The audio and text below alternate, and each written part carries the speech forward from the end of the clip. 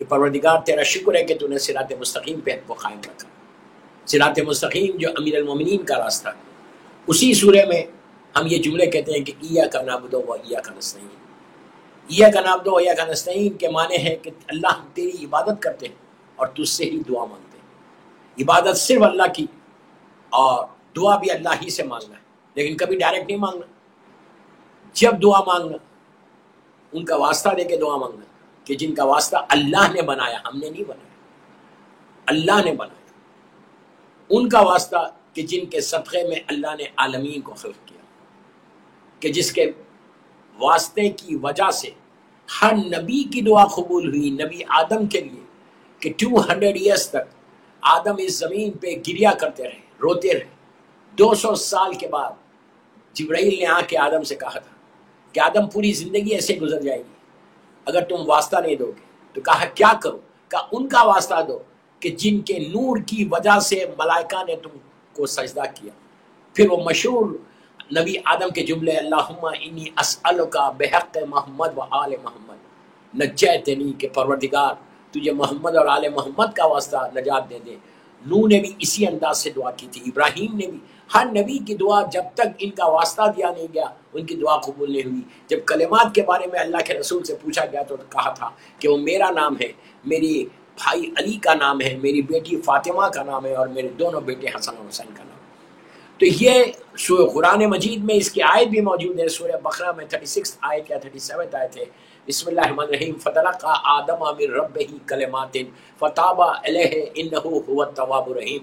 اس میں تفصیل سے بتایا گیا کہ اللہ کے رسول سے پوچھا گیا تھا کہ کلمات کیا ہے، تو وہ پنجتن کا اشارہ کیا تھا کہ یہ ہمارے نام ہے، جن کے ناموں کی وجہ سے آدم کی توبہ قبول ہوئی. تو دوستو یہ سورہ میں واسطہ دیا گیا ایاک نعبد و ایاک نستعین، کہ تیری عبادت کرتا ہوں اور تجھ سے ہی دعا مانگتا ہوں. دعا صرف اللہ سے مانگے، معصومین سے مانگے. میں یہ نہیں کہہ رہا کہ آپ کربلا مولا جاؤ تو مولا حسین سے دعا نہیں مانگو. آپ ہمیشہ اپنی نارمل نماز کے بعد بھی آپ دعا مانگے تو معصومین سے بھی مانگ سکتے، کوئی حرج نہیں ہے. لیکن اگر اللہ سے مانگ رہے تو ان کا واسطہ دے کے دعا مانگو کہ پروردگار ان کا واسطہ کہ جن کے واسطے کی وجہ سے تو نے نبیوں کی دعاؤں کو قبول کیا، آج ہماری دعا کو بھی قبول کر لے. تو دعا شب جمعہ اور دعا دوستو ایک شیلڈ ہے جو ہمارے ساتھ رہتی ہے. بغیر دعا کے آپ کو کوئی چیز حاصل نہیں ہوتی. لیکن وہ آپ یہ مت سمجھو، اللہ تو کریم ہے، اتنا کریم ہے کہ اس نے موسیٰ نبی کو بھی دیا اور فرعون کو بھی دیا. وہ کافر کو بھی دیتا ہے، مشرک کو بھی دیتا ہے. کبھی اللہ رزق کے دروازے کو بند نہیں کرتا. لیکن دعا ایک ایسی شیلڈ بن کے آئی کہ اگر دعا ہماری زندگی میں نہیں ہوتی تو ہمارا اور اللہ کا کوئی رشتہ نہیں ہوتا. ہم گناہگار اللہ کے بندے ہیں اور وہ خالق کائنات ہے، وہ رب العالمین ہے، وہ ہم سے بات کرتا ہے. کہا گیا کہ جب تم دعا کرتے ہو تو اللہ تمہاری دعا کو سنتا ہے. خود اللہ کہہ رہا اے میرے بندے تم مجھے پکار، میں تیری آواز کو سنتا ہوں، میں تمہارے شہرک سے زیادہ قریب ہوں. بے شک اللہ سے زیادہ قریب کوئی ہمارا نہیں ہے، اللہ سے زیادہ قریب کوئی نہیں ہے، اور سننے والا صرف پروردگار ہے کہ جو صبح شام 24/7. عزیزو دنیا میں جب پیسے والوں سے ہم مانگتے ہیں، سگے بھائی سے بھی ہم لیں، تو جب ہم کسی دولت مند کے دروازے پہ جاتے ہیں تو رات کے کسی حصے پہ نہیں جاتے. آپ کوئی دروازے پہ پیسے والے کے دروازے پہ رات میں 12 بجے جا کے نوک نہیں کر سکتے کہ میں پرابلم میں ہوں میری ہیلپ کرو.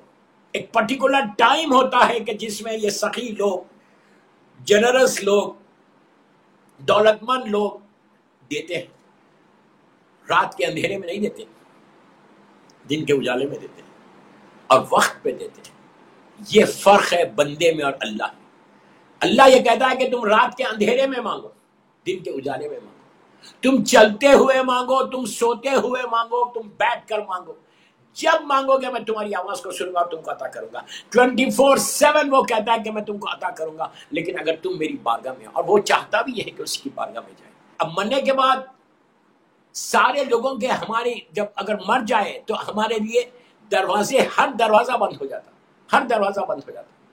پھر کوئی دنیا سے ہمارا لنک نہیں رہتا، 1% بھی لنک نہیں رہتا. جتنی آپ کی دولت ہے وہ ساری کی ساری دولت یہی رہ جائے گی. جو بڑے بڑے بنگلے گھر ہیں وہ سارے کے سارے یہی رہ جائیں گے. کچھ بھی نہیں ہمارے پاس. We don't have anything. ہر چیز کو چھوڑ کے ایمٹی ہینڈز. میری طرف دیکھو، ایمٹی ہینڈز ایک بندہ جاتا ہے. اور کہاں جاتا ہے؟ ایک ایسی جگہ پہ جاتا ہے کہ جہاں زندگی میں آپ جانا پسند نہیں کرتے. کون جانا پسند کرتا؟ ہفتے میں ایک دن جانے کے لیے بولتے ہیں تو اس پہ بھی ہم نہیں جاتے.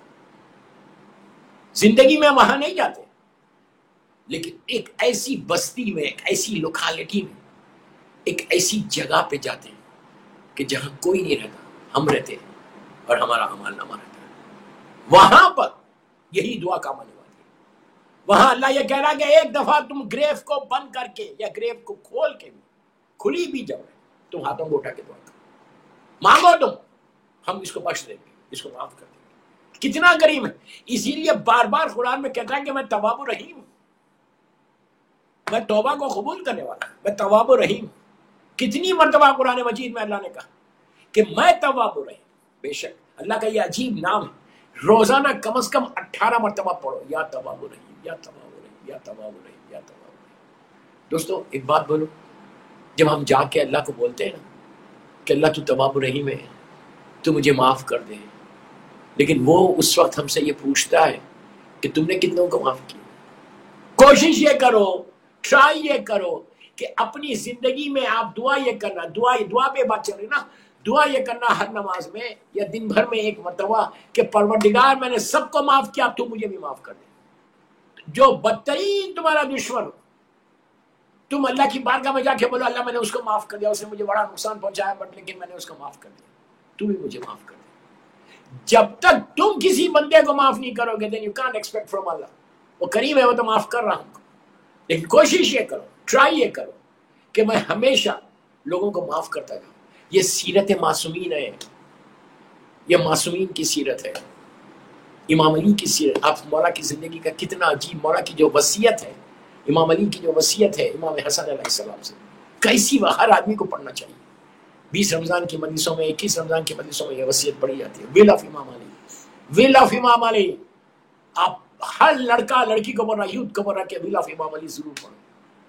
اس میں دیکھو پوائنٹس کو دیکھو کہ مولا، میں ایک چیز بتا رہا ہوں اس میں سے. مولا امام حسن سے کہتے ہیں کہ بیٹا، جبکہ ایک امام دوسرے امام سے بات کر رہا ہے تو وہ امام کے لیے نہیں، وہ ہمارے لیے. مولا حسن جانتے ہیں کہ کرنا کیا، یہ اپنے دور کا امام زمانہ ہے. مولا حسن سے امام علی کہتے ہیں کہ بیٹا حسن، ابن ملجم نے میرے اوپر صرف ایک ضربت لگائی تھی، ایک وار کیا تھا. اگر میں زندہ رہ جاؤں تو یہ میرا اختیار ہے، یہ میری رائٹ ہے کہ میں اس سے بدلہ لوں یا اس کو معاف کر دوں. آپ سوچو میں کیا بول رہا ہوں، امام علی کے جملے کیا ہیں. یہ میری رائٹ ہے، یہ میرا اختیار ہے کہ میں اس سے بدلہ لوں یا اس کو معاف کر دوں. اور اگر میں زندہ نہیں رہ جاؤں تو تمہارے اوپر فرض ہے کہ اس نے میرے اوپر ایک ہی وار کیا تھا، تم بھی ایک ہی وار کرنا. ایسا عدل، ایسا جسٹس، اللہ عادل ہے. عدل خداوندی کے مظہر کا نام علی ہے. ایسا عادل تھا امام. تو امام کیا درس دے رہا کہ معافی. اور بڑی مشہور روایت ہے 19 رمضان کی کہ جب شہزادیوں میں کلثوم نے اپنے زخمی بابا کو افطار کے وقت شربت لا کے دیا، مولا نے شربت ہاتھ میں لیا، گلاس کو لے کے کہا بیٹا تم نے مجھے تو دیا، جو ابن ملجم کو پکڑا ہوا ہے کیا اس تک بھی شربت بھیجوایا؟ آپ سوچو، کرم ہے امام علی. دیکھو کوئی بولتا ہے اس طرح امام نے یہ عمل کر کے ہم کو درس دیا کہ میں علی ہو کے اس طرح معاف کر رہا. ورنہ اگر عام انسان ہوتے وہ تو بولتے کہ اس کو بھوکا مار دو، 10 وار کرو اس پہ، اس نے کیوں مارا، بے گناہ کیوں مارا.